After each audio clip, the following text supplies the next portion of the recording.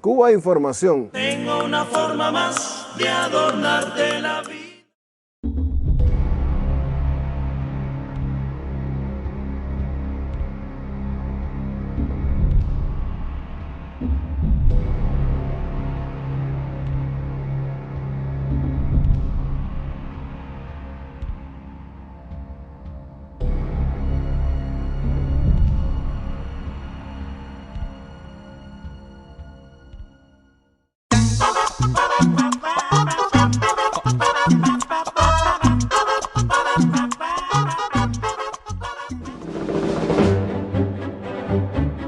Los medios españoles han pasado de puntillas sobre las declaraciones de uno de los expresos cubanos, que denunciaba que el gobierno de la isla había aplicado contra ellos una política de dispersión geográfica.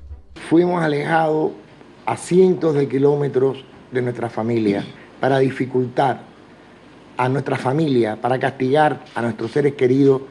Recordemos que el gobierno español lleva más de 20 años aplicando la política de dispersión geográfica a los presos vascos, cuya consecuencia directa ha sido, por ejemplo, el fallecimiento de 16 familiares en accidentes de tránsito durante sus viajes de visita. En las cárceles españolas existen 750 personas presas vinculadas al independentismo vasco. Al menos a 130 de ellas no se les ha aprobado la realización de una sola acción violenta, y han sido condenadas por pertenecer a organizaciones políticas ilegalizadas o por ejercer el periodismo en publicaciones hoy cerradas. Pero los mismos medios que colocan la etiqueta de presos de conciencia a los cubanos aplican la de terroristas a los vascos. Uno de los periodistas de Radio Martí, Normando Hernández, narraba las supuestas autolesiones de presos en Cuba como si éstas no ocurrieran todos los días, por ejemplo, en las cárceles españolas. Un recluso a introducirse 2 agujas de inyectar por la parte oscura de sus ojos. 36 milímetros de frío acero taladraron ese óvulo ocular. Y cuando le pregunté, pero ven acá, ¿qué tú has hecho? ¿Por qué tú has hecho eso? Simplemente me dijo, para no ver la injusticia. Este tipo de escenificación artificiosa es ya una tradición en la industria y negocio de la contrarrevolución cubana. En noviembre de 2009, la bloguera Joanny Sánchez, sostenida económicamente, entre otros, por el grupo español Prisa, convocaba a la prensa internacional para relatar una supuesta paliza por desconocidos en el interior de un automóvil en La Habana, calificando la experiencia como un viaje al terror. Aseguró que tenía terribles magulladuras en varias partes de su cuerpo, pero cuando la prensa internacional insistió en publicar las fotografías de sus marcas, Joanny Sánchez se negó en rotundo, dejando en evidencia el engaño. A comienzos de los años 80, una gran campaña mediática internacional presentó al ex policía de la dictadura de Batista, Armando Valladares, como un poeta encarcelado en Cuba por sus ideas y que debido a los maltratos en prisión había quedado postrado en una silla de ruedas. La cámara oculta del gobierno cubano descubrió que el supuesto discapacitado realizaba todo tipo de ejercicios gimnásticos en su celda. Esto no fue impedimento para que, tras su indulto, el presidente Ronald Reagan le nombrara embajador de Estados Unidos en la Comisión de Derechos Humanos de la ONU. Hoy es un adinerado especulador empresarial.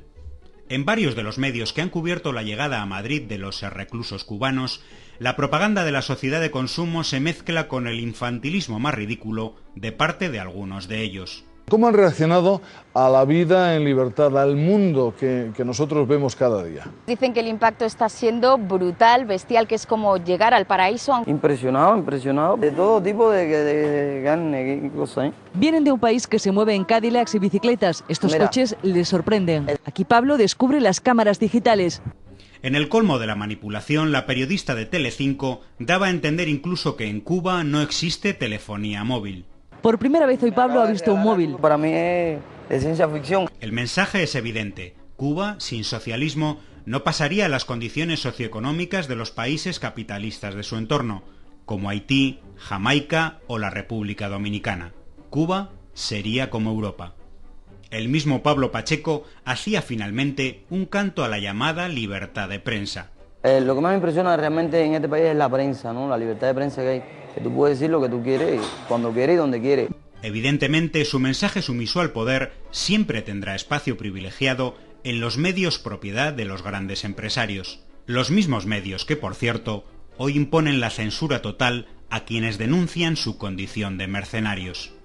Pero al margen de toda la propaganda mediática, lo más chocante de todo este asunto es que los supuestos presos de conciencia, cuya liberación presenta el gobierno español como prueba de sus buenas gestiones, a los pocos días de llegar a Madrid, acusan a dicho gobierno de engañarles, porque no les paga las ayudas económicas acordadas.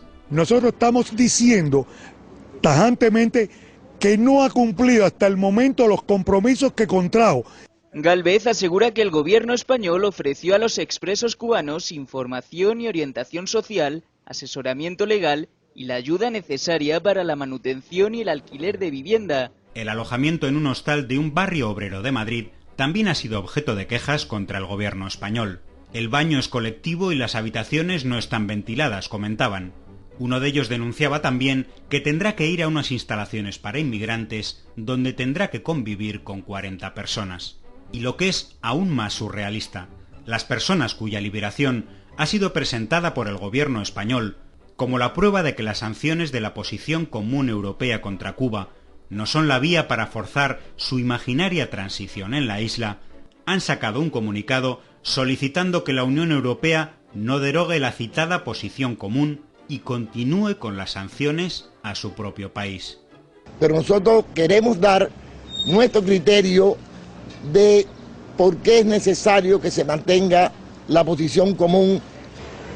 Esto es un maquillaje del gobierno cubano, que persigue un solo objetivo entre tantos otros, pero fundamentalmente un objetivo, que le retiren la Posición Común. La Posición Común que se adoptó cuando el gobierno de Aznar en el 1996. Y creo que es una aberración retirarle la Posición Común a Cuba. Los inocentes e indefensos expresos de conciencia cubanos, apoyados públicamente por personajes de la ultraderecha, como la escritora Zoé Valdés, quien recordemos aboga públicamente por la intervención militar de Estados Unidos en Cuba, han mostrado su verdadero rostro.